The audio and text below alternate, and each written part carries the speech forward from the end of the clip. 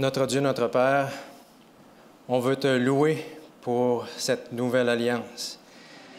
En Jésus-Christ, notre Sauveur et Seigneur, par les mérites de son sang, nous répondons à cet appel que tu nous fais de venir te rencontrer et d'entendre ta voix ce matin. Parle à nos cœurs, nous t'en prions, au nom de Jésus. Amen. Michée, chapitre 6, le verset 6 à 8. Avec quoi me présenterai-je devant l'Éternel pour m'humilier devant le Dieu Très-Haut? Me présenterai-je avec des holocaustes, avec des veaux d'un an? L'Éternel agréera-t-il du milieu des milliers de béliers, des myriades de torrents d'huile? Donnerai-je pour mes transgressions mon premier-né, pour le péché de mon âme, le fruit de mes entrailles? On t'a fait connaître, ô homme, ce qui est bien. Et ce que l'Éternel demande de toi, c'est que tu pratiques la justice, que tu aimes la miséricorde et que tu marches humblement avec ton Dieu. Que l'Éternel bénisse sa parole. Bonjour, un joyeux sabbat à vous, encore une fois. On a parlé de joie ce matin. J'espère que vous avez beaucoup de raisons d'être joyeux aujourd'hui. Pour certains, peut-être que leur source de joie, c'est que le Canadien arrive en finale de la Coupe Stanley, j'en sais rien. Désolé si c'est votre source de joie, ou la seule, simplement parce que je suis un ancien partisan des Nordiques et que je n'écoute plus le hockey. En fait, je les ai écoutés jusqu'à temps qu'ils arrivent au Colorado. Vous savez, l'année où ils ont été déménagés et qu'ils ont gagné la Coupe Stanley. Quel club extraordinaire cette année-là. Mais en fait, en lien avec le hockey, pour ceux qui s'en souviennent, durant le choix de repêchage de la Ligue nationale de hockey en 1986, ça remonte à quelques années, Joe Murphy fut le premier choix de la première ronde.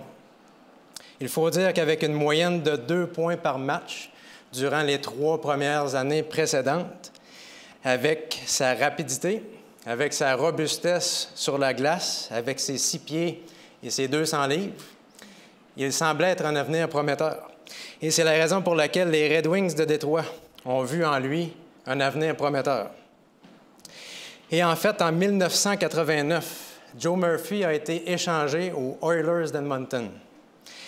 Et il fut jumelé avec Martin Gélina et Adam Graves, pour ceux qui écoutaient à cette époque-là, 2 très bons joueurs. Ils ont formé ce qu'ils appelaient le Kid Line, alors que les 3 étaient âgés d'au maximum 21 ans. Le plus vieux avait 21 ans, les 2 autres avaient 19 ans. Alors, c'était un trio rapide, un trio plein de force, d'enthousiasme quand ils embarquaient sur la glace. C'était impressionnant. Le Kid Line. Et c'est à ce moment-là que Joe Murphy a eu le vent dans les voiles.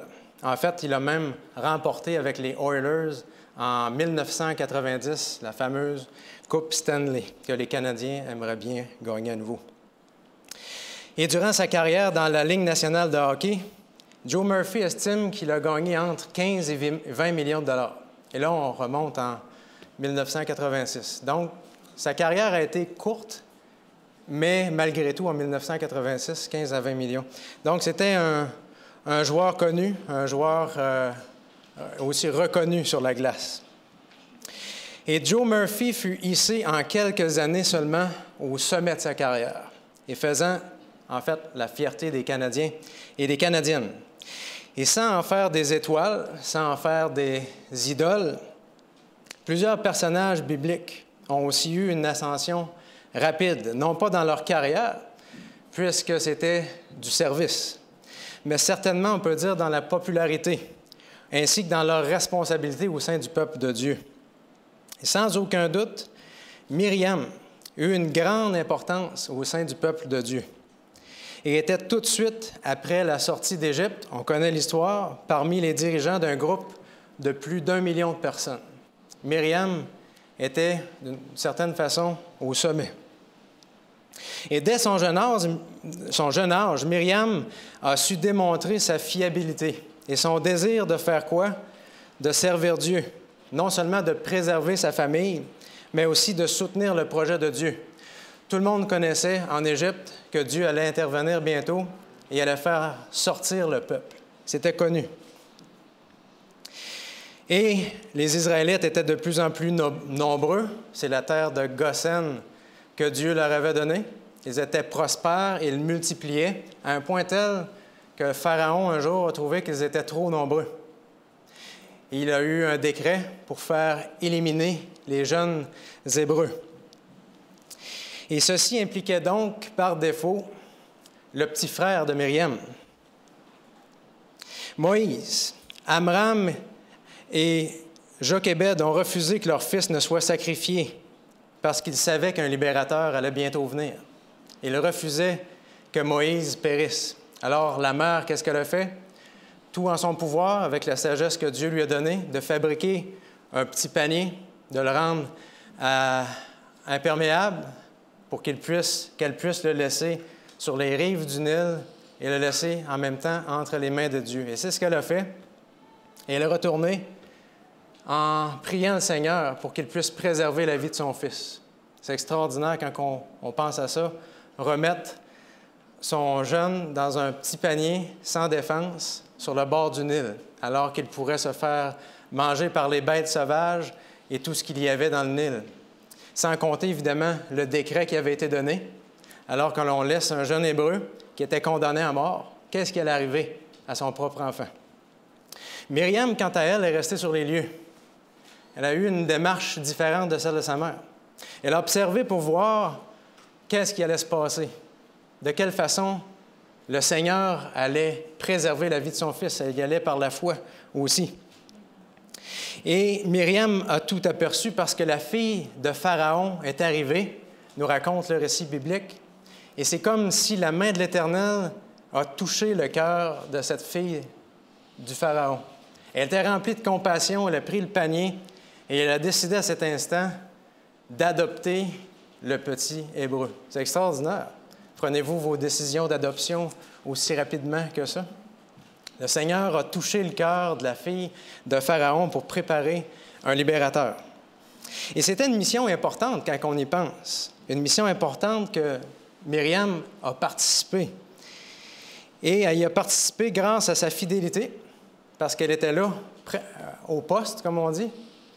Elle a eu le tact pour aller voir la fille de Pharaon pour lui proposer une nourrice. Et elle a eu le courage, parce qu'elle a quand même risqué sa vie pour préserver celle de son petit frère. Elle aurait pu être repérée comme une Hébreu essayant de sauver la vie du jeune et elle aussi y passer. Donc, Dieu a pu utiliser Myriam pour préserver la vie du futur libérateur. C'est extraordinaire. Et on fait un bond dans le temps, en fait, un bond d'environ 80 ans. 80 ans plus tard, Moïse est choisi par Dieu pour devenir le libérateur du peuple. Alors, les parents de Moïse avaient raison de tout faire pour préserver la vie de leur fils. Les 10 plaies ayant tombé sur l'Égypte, laissant la nation dans la pire crise économique de l'histoire, il était maintenant venu le temps de partir, quitter l'Égypte. Alors, ils se sont ensuite retrouvés, on connaît l'histoire, devant la mer Rouge. Ils avaient les montagnes chaque côté, et derrière eux, ils avaient quoi? L'armée qui s'en venait. Les Égyptiens qui regrettaient d'avoir laissé partir les Hébreux, et là, ils venaient rattraper le terrain perdu, ils venaient racheter le peuple d'une crise économique certaine, parce que c'était de l'esclavage pour eux. Alors, l'histoire nous raconte que la majorité se plaignait. Quoiqu'il y en avait quelques-uns qui criaient à Dieu pour la délivrance, la majorité du peuple faisait quoi? Reprochait à Moïse d'être l'heureux responsable de tout leur malheur. Et Moïse a répondu quelque chose d'intéressant que j'aimerais vous lire ce matin dans le livre d'Exode, au chapitre 14 et le verset 13. Exode 14 et le verset 13. Moïse répondit au peuple, « N'ayez pas peur. Restez en place et regardez la délivrance que l'Éternel va vous accorder aujourd'hui. En effet, les Égyptiens que vous voyez aujourd'hui, vous ne les verrez plus jamais. » Quelle réponse remplie de foi alors que la majorité du peuple est terrifiée dans leur situation qui est de toute évidence sans issue. Ils allaient tous périr, c'était évident. Myriam, quant à elle, avait entendu les paroles de son frère. « Regardez les Égyptiens, parce que vous ne les verrez plus jamais, c'est terminé. » Et ensuite, elle voit son frère faire quelque chose d'inusité, de prendre son bâton et de l'étirer au-dessus de la mer. Et qu'est-ce qui se passe? On connaît l'histoire, la mer se fend en deux. Et là, il y a la colonne qui est derrière eux, qui les protège des Égyptiens, qui éclaire le passage au travers de la mer Rouge, qui fait de chaque côté un mur. Et l'histoire nous raconte que le peuple a traversé, on connaît la chanson, à pied sec. Et là, il y a Moïse qui traverse, il y a Aaron qui traverse, et évidemment, Myriam qui traverse. Ils vivent une expérience extraordinaire.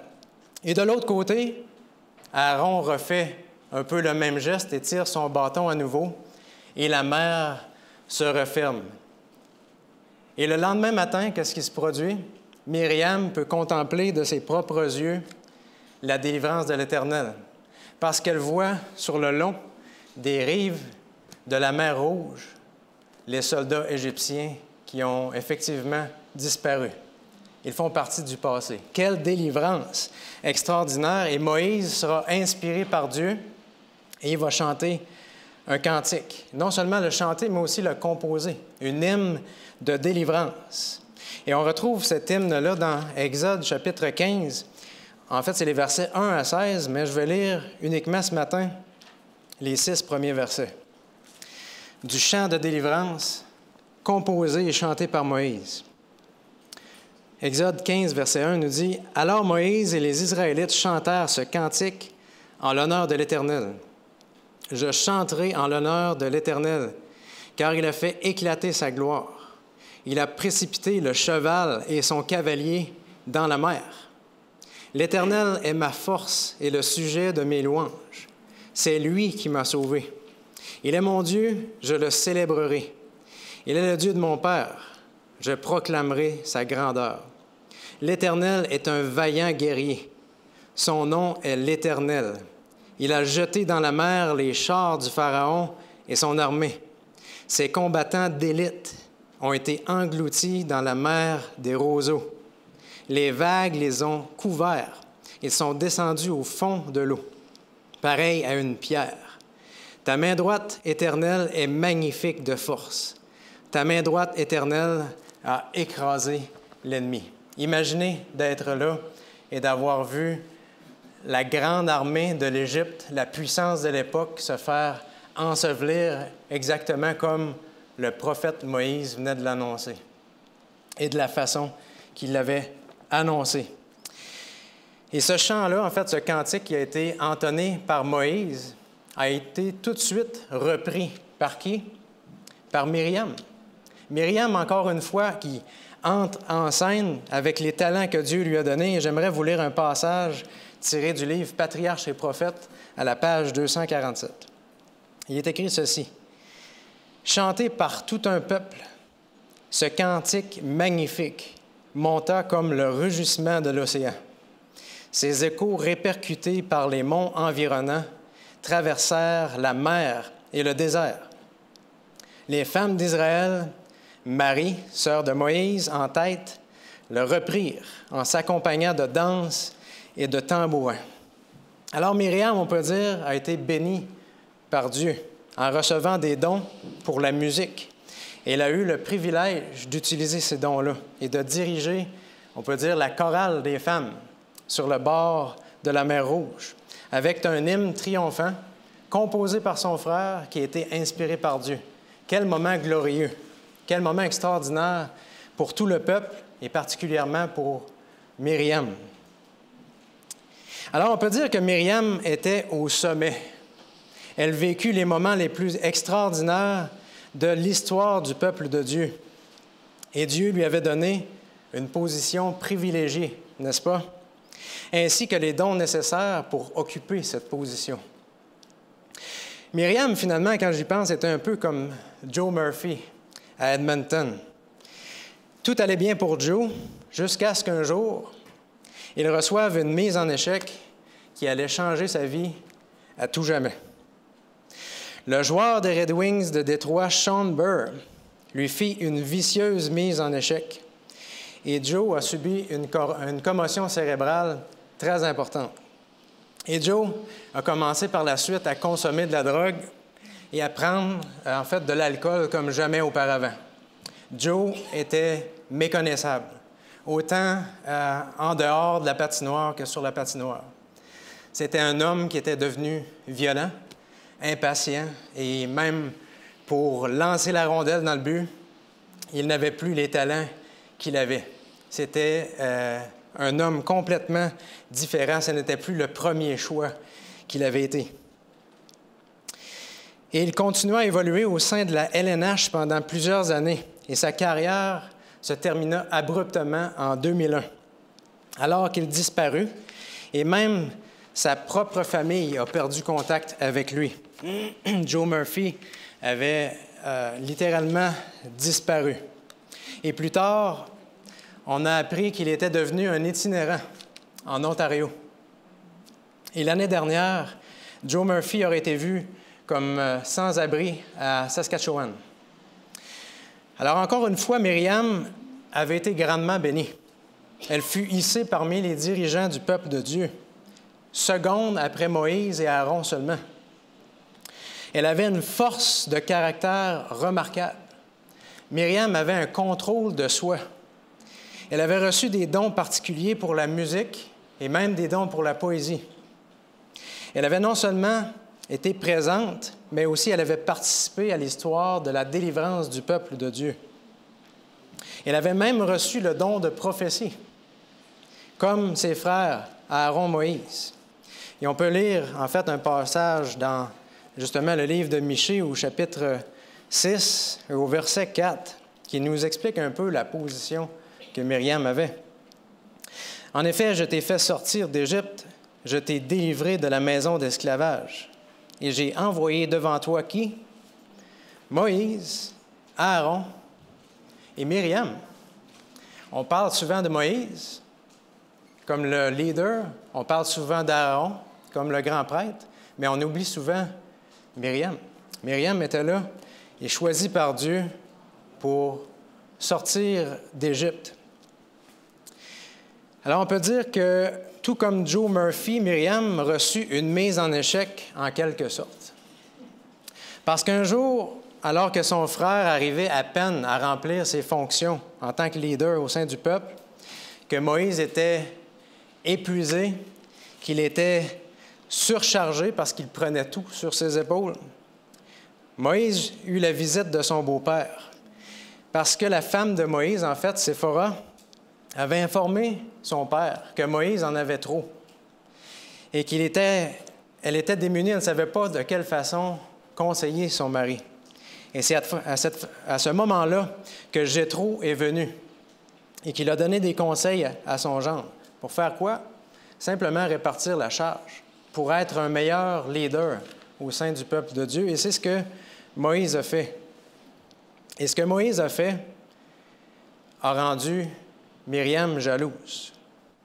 Est-ce que ça veut dire que ma position et mon autorité maintenant seront ignorées? Se disait Myriam. Est-ce que je vais pouvoir encore être un collaborateur, une collaboratrice avec mon frère? Aaron et Myriam avaient aussi été dérangés, vous vous rappelez de l'histoire, lorsque Dieu a choisi 70 anciens. Les deux avaient eu un problème avec ça, et Aaron et Myriam. Mais qu'est-ce que ça veut dire? Après tout, on ne nous consulte plus.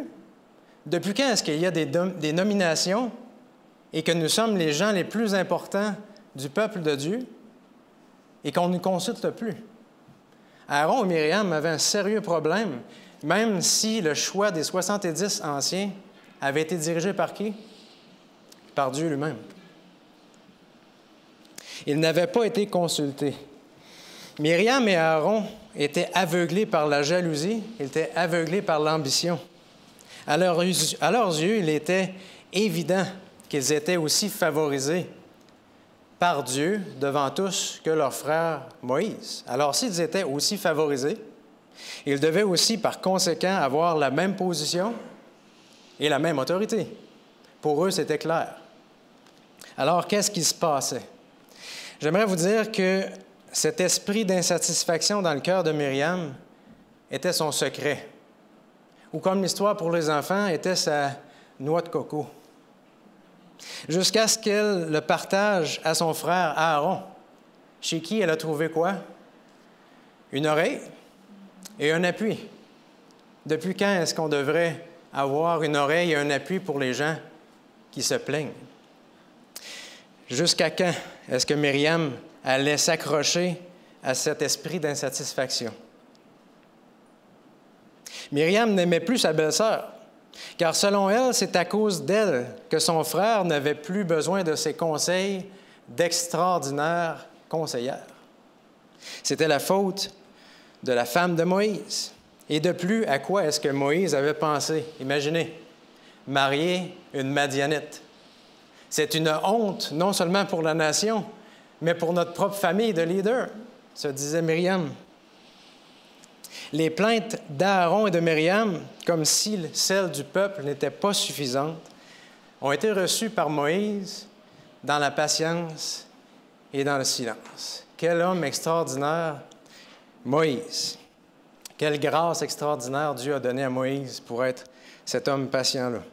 Et Dieu ne tarda pas à agir et donna un rendez-vous à Moïse, à Aaron et à Myriam à l'entrée de la tente. Il dit, « Venez-vous-en, le super trio, j'ai quelque chose à vous dire à l'entrée de la tente. » Et on lit cette histoire dans le livre des Nombres.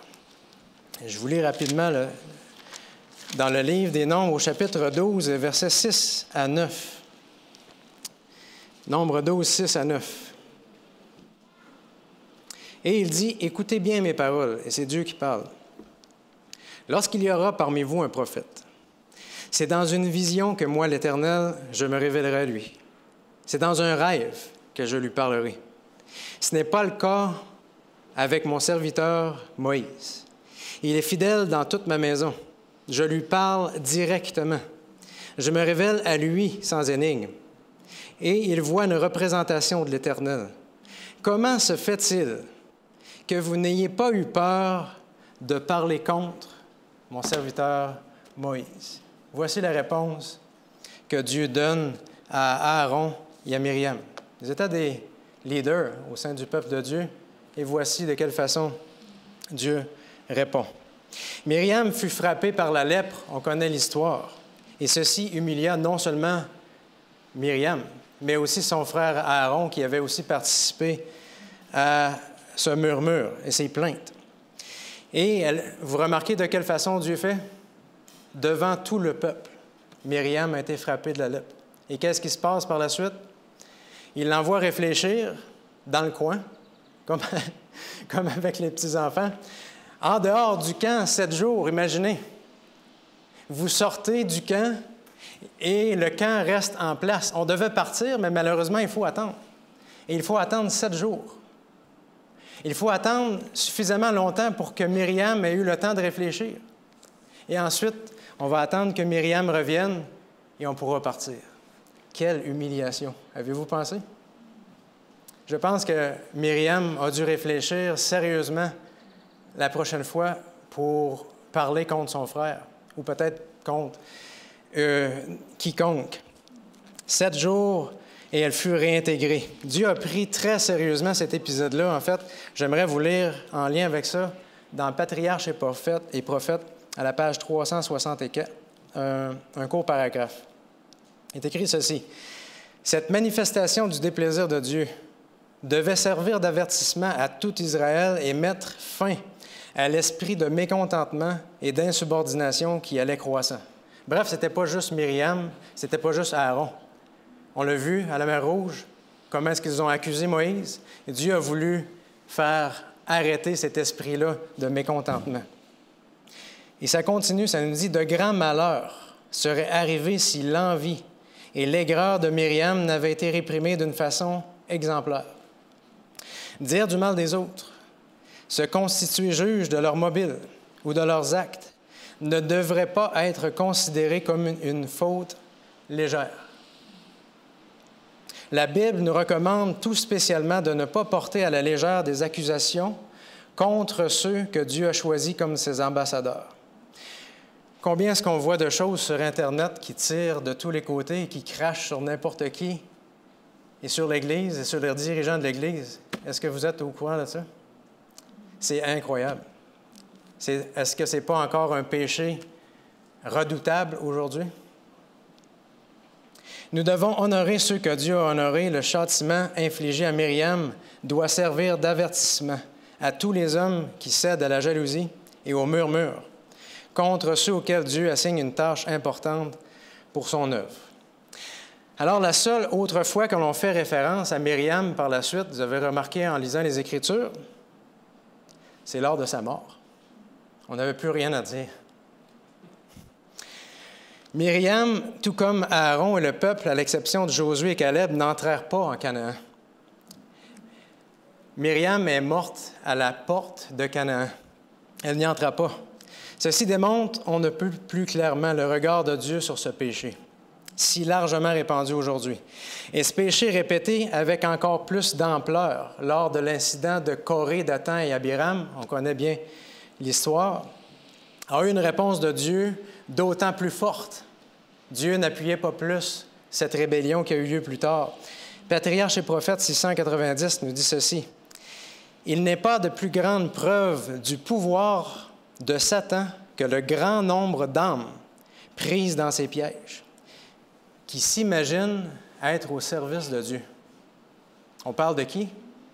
On parle de chrétiens, de gens qui pensent être au service de Dieu, mais qui pourtant sont, le texte nous dit, dans les pièges de l'ennemi. C'est incroyable. En se rebellant contre Moïse, Coré, Dathan et Abiram croyaient ne s'insurger que contre un chef humain semblable à eux et finirent par croire qu'ils travaillaient pour le Seigneur. Quand on s'en prend contre quelqu'un qui nous dérange, on pense avoir juste un conflit avec cette personne-là et on démolit cette personne-là. Fait que finalement, on pense que c'est juste entre nous. Le texte nous dit que non. C'est Dieu qu'il y a derrière, à qui on s'en prend. En rejetant l'instrument de Dieu, il rejetait son Fils et méprisait son esprit. C'est ce qu'on appelle attrister le Saint-Esprit. De même, au jour du Sauveur, ce furent les gens les plus religieux du peuple, les scribes et les anciens des Juifs, qui le crucifièrent. Le même esprit persiste aujourd'hui dans le cœur de ceux qui mettent leur volonté à la place de celle de Dieu. Alors, Myriam était en chute libre. Elle, qui est montée au sommet, d'une façon de parler, a descendu extrêmement rapidement. Et si ce n'avait pas été de son frère qui intercédait pour elle, qu'est-ce qui serait arrivé à Myriam?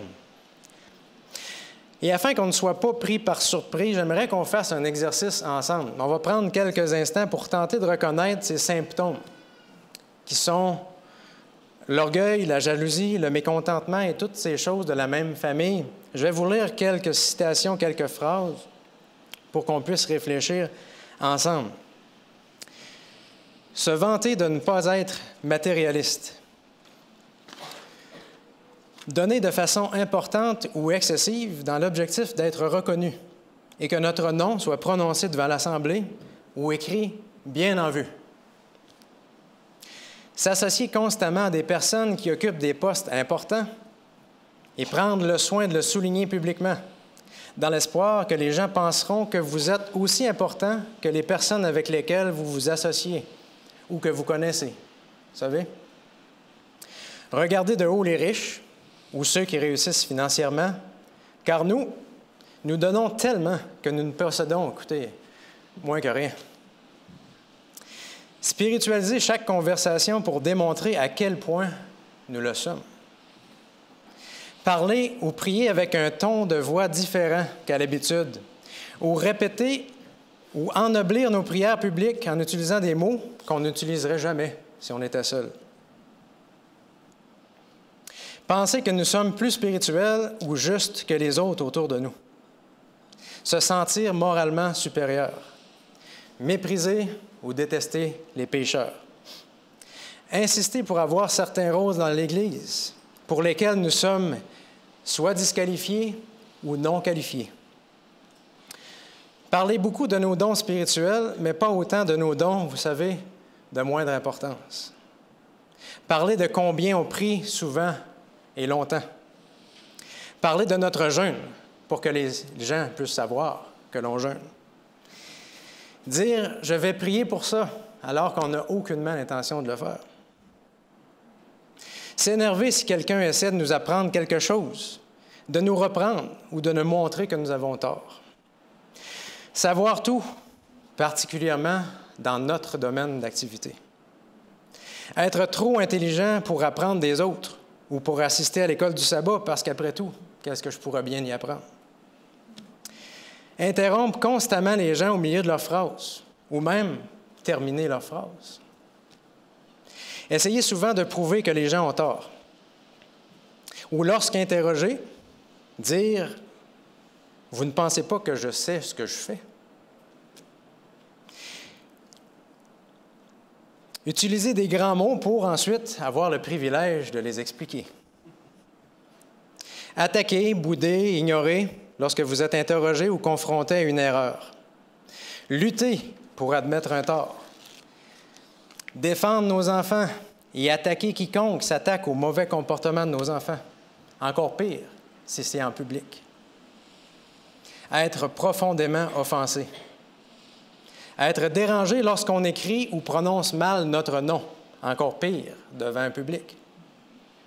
Être dérangé lorsqu'on écrit ou prononce mal notre nom. Être frustré si l'on n'accorde pas suffisamment d'importance à nos projets. Refuser ou tarder à dire « j'avais tort ». Est-ce que tu vas me pardonner? Blâmer tout le monde, sauf soi-même. Prévoir des excuses à l'avance pour ne pas que ce soit de notre faute. Mentir ou trouver des excuses lorsqu'on est corrigé ou critiqué. Être incapable de recevoir une critique constructive. Incapacité ou grande difficulté à se soumettre à l'autorité, particulièrement à celle de l'Église. Je viens de vous en lire 34. Je pourrais vous garder comme ça encore pendant 10 minutes, mais je pense que vous avez compris le principe. J'en ai assez lu, je crois, pour qu'on puisse tous se sentir concernés. Sinon, je peux continuer.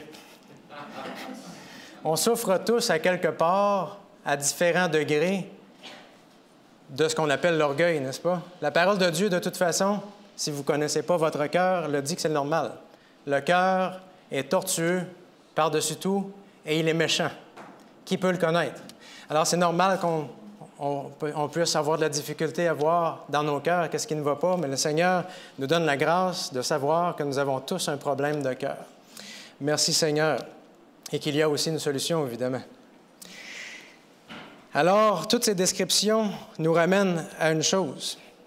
Il faut aussi se rappeler qu'aucun, à l'exception de 2, sont entrés en Canaan dans toute cette foule composée de millions de personnes. 2 personnes sont entrées en Canaan et Myriam n'y est pas entrée non plus. Parce que le murmure, la critique, la jalousie, le mécontentement, c'est tous des choses qui ont fait d'eux, si vous me permettez, quoique Dieu prenait soin d'eux, des itinérants dans le désert. Est-ce qu'ils ne sont pas demeurés 40 ans dans le désert à cause de ce péché-là? Alors tout ça est intimement relié finalement à l'orgueil.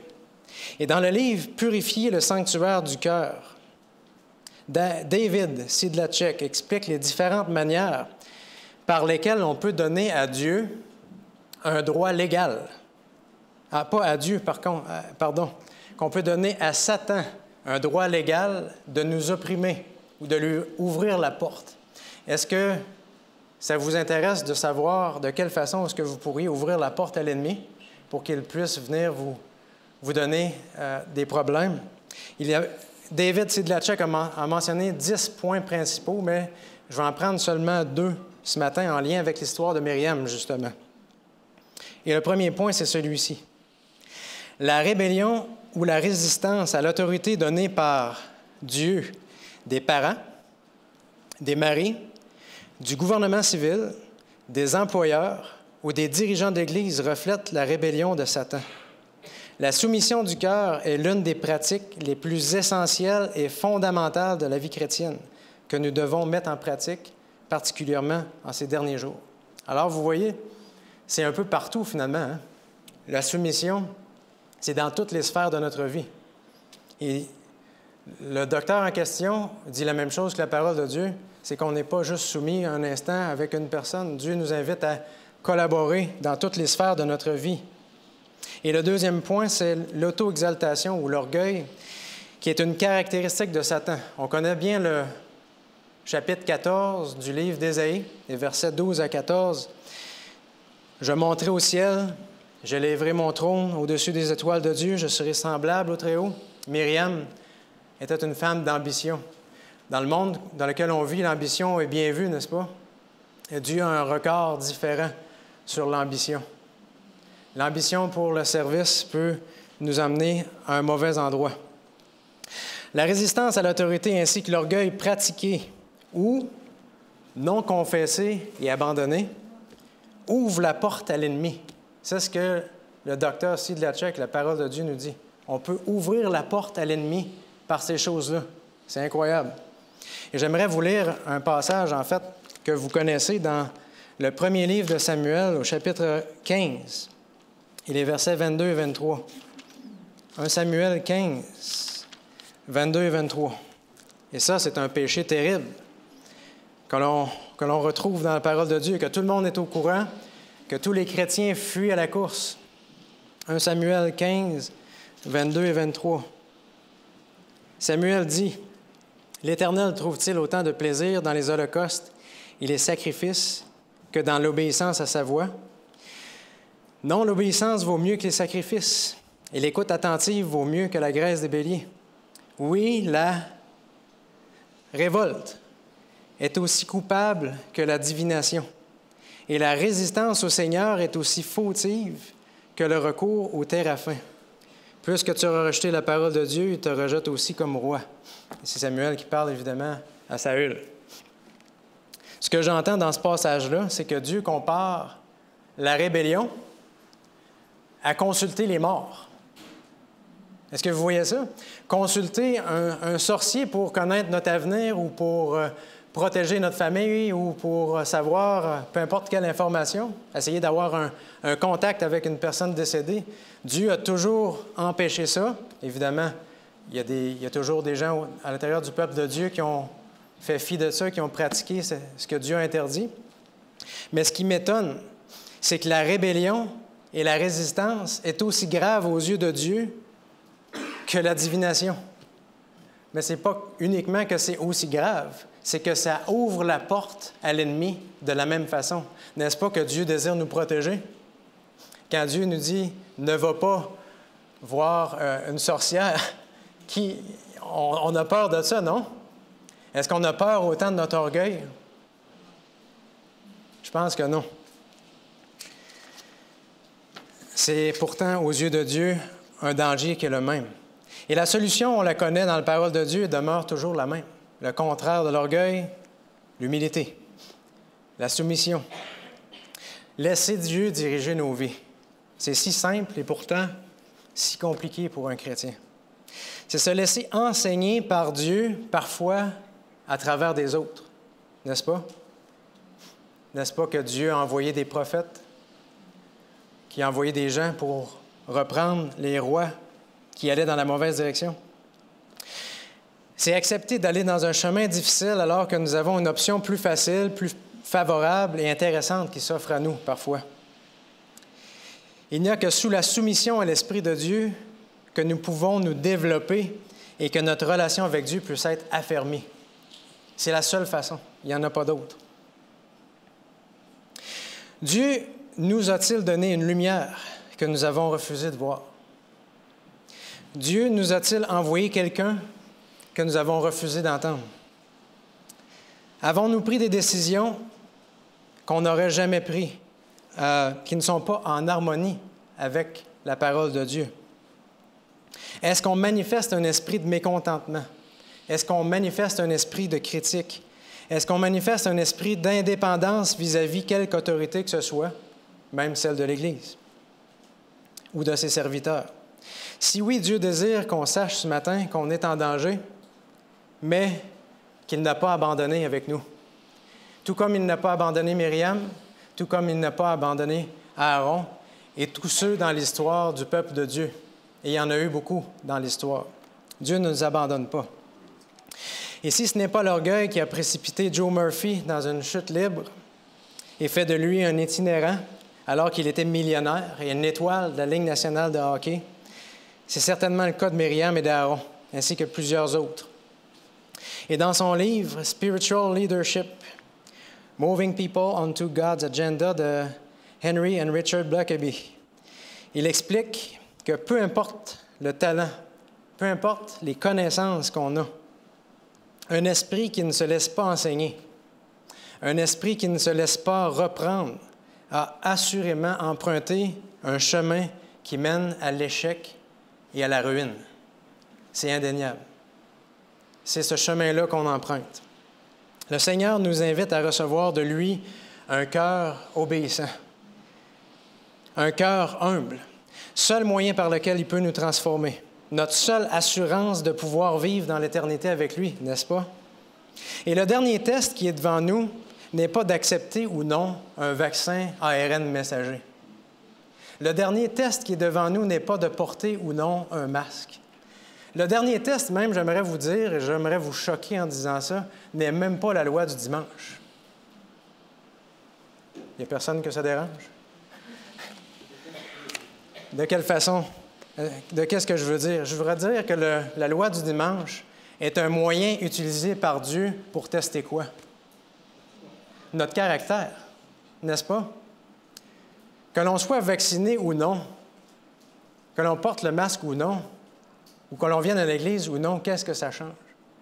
Si on n'a pas un caractère transformé à la ressemblance de celui de Dieu, si on n'a pas cet esprit-là que Jésus avait de service et d'amour pour les autres, qu'est-ce que ça change en bout de ligne? N'est-ce pas ça que Dieu veut tester et voir si nous sommes en mesure de vivre avec lui dans l'éternité? Le dernier test, c'est celui de nos caractères, au travers, évidemment, la loi du dimanche. Entièrement d'accord. Et l'orgueil, la résistance, le refus de collaborer, d'accepter la critique, de s'abaisser, de se laisser enseigner peuvent nous fermer la porte du ciel. C'est ce que Dieu nous dit. Et Dieu désire qu'on ne vive pas l'expérience de Judas ou l'expérience de Saül, le premier roi d'Israël, mais il désire que l'on vive l'expérience de Nebuchadnezzar, ce roi orgueilleux qui s'est fait abaisser lui aussi pendant un certain temps, mais qui est revenu, souvenons-nous, en place. Dieu l'a réutilisé et l'a mis en place, et il avait tout ce qu'il fallait pour continuer à servir Dieu. Et l'histoire de Nicodème aussi est extraordinaire. Tu es docteur en Israël, tu ne connais pas ces choses. Ça devait être dur à entendre pour Nicodème. Et pourtant, Nicodème a été utilisé par Dieu. Il a fait des choses extraordinaires par la suite. Dieu veut parfois nous humilier, mais qu'est-ce qu'il va faire alors qu'on aura reçu cette humilité-là? Des choses extraordinaires. Dieu désire que l'on reçoive une grâce transformatrice, que nous bénissions au lieu de critiquer, que nous prions au lieu de médire, que nous construisions l'Église au lieu de la détruire. L'histoire de Myriam nous démontre que personne n'est à l'abri. Peu importe nos talents, peu importe notre expérience dans la vie, peu importe nos réalisations pour le Seigneur dans le passé, peu importe notre connaissance de la parole de Dieu. Et dans la citation avec laquelle je vais terminer, Dieu lui-même, dans son amour et son humilité, nous fait à nouveau cette invitation, tirée du livre Vers Jésus, paragraphe 2 à la page 28. Si vous voyez votre état de péché, n'attendez pas d'être meilleur. Ils sont nombreux ceux qui pensent n'être pas assez bons pour aller à Jésus. Pensez-vous devenir meilleur par vos propres efforts? Un Éthiopien peut-il changer sa peau? Un léopard ses taches? De même, pourriez-vous faire le bien, vous qui êtes accoutumés à faire le mal? C'est ce que le prophète Jérémie nous dit. Le prophète Jérémie nous parle d'un développement de caractère. C'est en Dieu seul qu'est notre secours. N'attendons pas que la conviction devienne plus forte ou que l'occasion soit plus favorable, ou bien encore que nous soyons moins mauvais. Nous ne pouvons rien faire de nous-mêmes. On ne peut rien faire. Il faut aller à Jésus tel que nous sommes. Et c'est ma prière que chacun d'entre nous, on puisse aller à Jésus et qu'il puisse nous donner cette grâce transformatrice et qu'on puisse être comme Nebuchadnezzar, comme Nicodème, des gens transformés et que l'orgueil, le mécontentement puissent faire partie du passé. Amen. Notre Dieu, notre Père, on veut se réjouir ce matin que notre nom est inscrit dans le livre, dans les cieux. Et ta parole nous dit aussi que notre nom doit y demeurer. Il ne doit pas y être effacé. Seigneur, nous reconnaissons que nous avons de l'orgueil dans nos vies, peut-être un esprit de mécontentement, de critique, et ces choses, quoi qu'on veut peut-être bien faire, que nous sommes sûrs de nous, peuvent nous entraîner, comme Myriam, comme Aaron, dans une chute libre, et nous emmener dans un endroit où on n'a pas idée.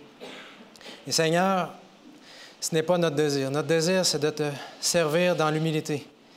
C'est d'être de bons et fidèles serviteurs. Alors nous t'en prions, déverse sur nous cette grâce transformatrice. Puissions-nous recevoir de toi un cœur humble, un cœur obéissant, un cœur qui, lorsqu'il fait face à une tâche, nous soyons tellement remplis d'humilité que c'est une tâche trop grande pour nous, que nous préférions rester dans l'ombre plutôt que d'être vus et reconnus. Éternel, travaille en nous, on sait qu'il reste beaucoup de travail à faire, mais on sait une chose, c'est que par ta grâce, on peut se tenir debout devant toi, sans honte et sans mensonge dans notre bouche lorsque tu reviendras. Et c'est ma prière pour chacun d'entre nous et ceux qui écoutent, pour que nous soyons des chrétiens et des chrétiennes transformés pour la gloire de ton nom. Au nom de Jésus, on prie pour tout cela. Amen.